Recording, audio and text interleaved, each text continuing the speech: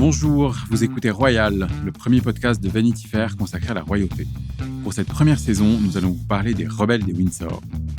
Et je laisse la parole à notre spécialiste, Pierrick Jay, journaliste à Vanity Fair. Bonjour, je suis Pierrick Jay et dans cet épisode des Rebelles des Windsor, je vais vous raconter le destin de la princesse Margaret. Un personnage tout à fait fascinant et incroyablement romanesque. Ce n'est jamais facile d'être le deuxième, se dire que l'on aurait pu être le premier, mais qu'on a raté cette place de peu, par faiblesse ou tout simplement par un coup du sort, par le hasard du destin. On peut se faire cette réflexion dans le milieu sportif, mais aussi dans les familles royales, où les cadets ont toujours du mal à digérer leur place. L'enjeu est en effet grand. S'il avait été l'aîné, il aurait eu le trône, la couronne et le pouvoir. En étant le cadet, il n'a le droit que de vivre dans l'ombre de l'autre. Le cadet a quand même des responsabilités, beaucoup même, mais ce n'est jamais lui qui règne. À part si quelque chose de grave se produit, ce qui est arrivé à l'abdication d'Édouard VIII, son frère, qui n'était pas préparé à la fonction, a été couronné George VI. Des cadets maudits, il y en a eu beaucoup dans l'histoire et dans tous les royaumes. En Angleterre, il y a eu bien évidemment la princesse Margaret, certainement la plus célèbre de toutes. Margaret est donc la sœur d'Élisabeth II, née 4 ans après elle. Margaret et Élisabeth étaient donc très proches. Elles ont grandi ensemble, été éduquées ensemble et ont traversé nombre d'épreuves et de tragédies ensemble. À commencer par la Seconde Guerre mondiale. Les deux jeunes filles se réfugient au château de Windsor et tentent d'y mener une vie presque normale alors qu'au même moment, Londres est continuellement la cible d'attaques et de bombardements. Pour le premier discours de la princesse Élisabeth, future reine, adressé aux enfants victimes de la guerre, Margaret est d'ailleurs à ses côtés. Oui, elle est bien présente, mais elle ne dit rien, car elle doit laisser parler son aîné. Contrairement à ce que l'on pourrait croire, Margaret avait un vrai sens du devoir. Plus que cela, Margaret, que l'on connaît aujourd'hui comme la rebelle de la famille royale, a toujours rêvé d'être reine. Enfant, elle avait des étoiles plein les yeux lorsque son père, le roi George VI, la laissait admirer sa couronne. Il y a aussi un épisode célèbre raconté par la série The Crown de Netflix. On y voit la jeune Élisabeth avouer à sa cadette qu'elle n'a pas vraiment envie de régner un jour. Margaret lui assure alors qu'elle veut bien prendre sa place et qu'elle en parlera donc à ses parents. Bien sûr, ces derniers lui expliquent que ce n'est pas possible. Les règles de succession sont ce qu'elles sont. On ne peut pas les modifier à l'envi. Les deux fillettes sont alors prisonnières de leur destin. Celle qui ne voulait pas forcément être reine le sera. Celle qui désirait plus que tout l'être ne pourra jamais monter sur le trône.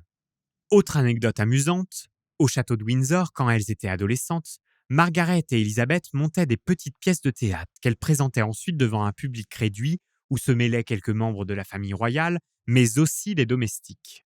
C'était le plus souvent des contes qui avaient été mis en scène et parfois en chansons. Et il faut dire que Margaret avait un vrai talent pour la comédie, le chant et la danse. C'est donc souvent elle qui avait le premier rôle.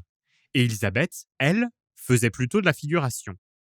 Comme si sur scène se jouait l'inverse de ce qui allait se produire dans le futur, dans la vraie vie. Voilà donc comment débute le destin de Margaret, par une première blessure. Certainement une blessure dans sa fierté, dans son ego. Elle n'a jamais vraiment digéré le fait d'être l'éternelle seconde. Pourtant, même si elle ne devient pas reine, Margaret est assurément la star de la famille.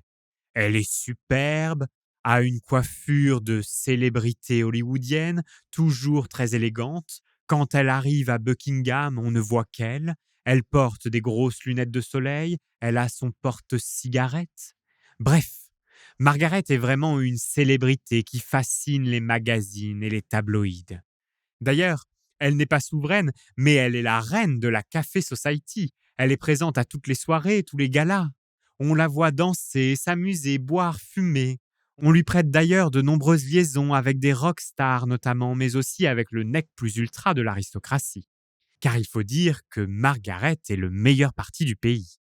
Mais elle n'a que faire des rumeurs qui la marient à un tel ou un tel. Car Margaret était prise d'un seul homme, le capitaine Peter Townsend, qui a quitté l'armée pour devenir l'aide de camp de George VI, puis, à la mort de celui-ci, est entré au service de la reine-mère. Margaret est amoureuse de Townsend depuis très longtemps. Elle n'avait que 14 ans la première fois qu'elle le vit. Dommage qu'il soit marié, s'était-elle alors dit. Car oui, le capitaine de 16 ans son aîné avait déjà une épouse. Mais 7 ans plus tard, pourtant, Townsend tombe à son tour sous le charme de Margaret. En 1948, apparaissent les premiers soupçons de cette idylle. Au bal donné pour le couronnement de la reine Juliana de Hollande, Margaret danse avec Peter Townsend. Un peu trop collé serré, si je puis dire, au goût des invités. En 1952, Townsend divorce. Margaret informe alors sa mère et sa sœur, la reine, de son désir de l'épouser. Elle doit en effet demander l'autorisation de la souveraine pour ce mariage. Mais il ne faut pas que l'avis de la reine, mais aussi celui du gouvernement. Il s'agit en effet d'un mariage de premier rang, car à l'époque, Margaret est 4e dans l'ordre de succession au trône, derrière le prince Charles et la princesse Anne qui viennent de naître. Le Premier ministre, Winston Churchill, trouve qu'il n'est pas envisageable qu'une princesse épouse un homme divorcé. Là encore, l'histoire de l'abdication d'Édouard VIII pour les beaux yeux de Wallis Simpson est encore fraîche, comme nous en avons parlé dans un précédent épisode. Et personne ne veut voir cette histoire se répéter, même si Margaret n'est pas reine. On décide alors de séparer brutalement les amoureux. Peter Townsend est nommé attaché de l'air à l'ambassade britannique à Bruxelles. Margaret est en voyage officiel en Rhodésie avec la reine-mère lorsqu'elle apprend que Peter Townsend aura déjà quitté Londres quand elle y reviendra. On raconte d'ailleurs qu'à cette annonce, elle s'est évanouie de désespoir et qu'elle pleurera pendant des jours. Margaret en a énormément voulu à sa sœur, Élisabeth II. « Occupez-vous de votre empire et laissez-moi gérer ma vie privée », lui aurait-elle dit un jour dans un coup de colère. Élisabeth lui demande alors d'attendre quelques années. En effet, quand Margaret aura plus de 25 ans, elle pourra se passer de l'accord royal de Sa Majesté pour se marier. C'est en tout cas ce qui est prévu. Pour cela, elle devra tout de même renoncer à ses titres et à sa place dans la succession au trône. Margaret décide donc de patienter. Le 25 août 1955, c'est le grand jour. Margaret fête son 25e anniversaire. La presse célèbre quant à elle le jour où la princesse est libre de se marier. Des centaines de journalistes du monde entier font le pied de grue devant Balmoral où Margaret séjourne. Aujourd'hui, on imagine difficilement l'enjeu de l'événement. Il y a alors un vrai aspect politique. D'ailleurs, les sujets britanniques soutiennent la princesse. Moins du quart de la population s'oppose au mariage, selon les nombreux sondages. En coulisses, la reine et le gouvernement travaillent sur les contours de cette union. Élisabeth II est prête à modifier la loi pour sa sœur, lui autoriser ce mariage et lui laisser son rôle officiel. Mais le Premier ministre n'est pas d'accord. Il refuse d'approuver ce mariage. Margaret est donc seule face à son destin.